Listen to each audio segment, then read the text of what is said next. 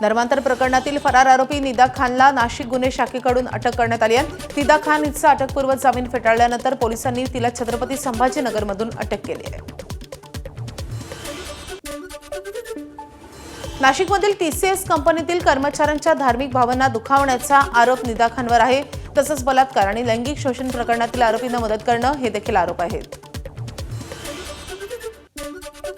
Nashik road पोलिसांकडून निदा खानची प्राथमिक चौकशी। पोलिसांनी तिच्याकडून 2 स्मार्टफोनसह काही महत्त्वाचे तांत्रिक पुरावे जप्त केलेत। मोबाईलमधून तपासासाठी महत्त्वाचे धागेदोरे मिळण्याची शक्यता।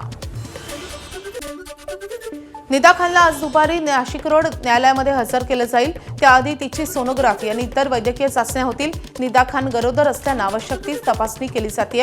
या प्रकरणी 7 आरोपींना आतापर्यंत अटक झाली आहे। दरम्यान टीसीएस प्रकरणातील आरोपी निदा खानच्या फरार होण्यामागे इम्तियाज जलील यांचा हात असल्याचा गंभीर आरोप शिवसेनेचे नेते संजय शिरसाट यांनी केला आहे। एबीपी माझाला फोनवरून प्रतिक्रिया देताना शिरसाटांनी हा गंभीर आरोप केला आहे। पंढरपूरमधील मनोहर भोसलेच्या अडचणी वाढणार। घोटी इथल्या आश्रमासाठी चोरीची वीज वापरल्याचं समोर। वीज वितरण विभागानं कारवाई करत वीज पुरवठा केला खंडित। दंडासह 28 लाखांच्या वीज बिलाच्या वसुलीसाठी नोटीस। पोलिसांकडूनही गुन्हा दाखल। नाशिकमधील म्हाडा भूखंड प्रकरणात फिर्यादी भूमी अभिलेख अधिकारीच झाले आरोपी। एसआयटीनं नगररचना विभागाचे सहाय्यक संचालक कल्पेश पाटील आणि भूमी अभिलेख विभागाचे उपाध्यक्ष बिपिन काजळे यांना केली अटक। खोटी कागदपत्र सादर करून सरकारची फसवणूक केल्याप्रकरणी अटक।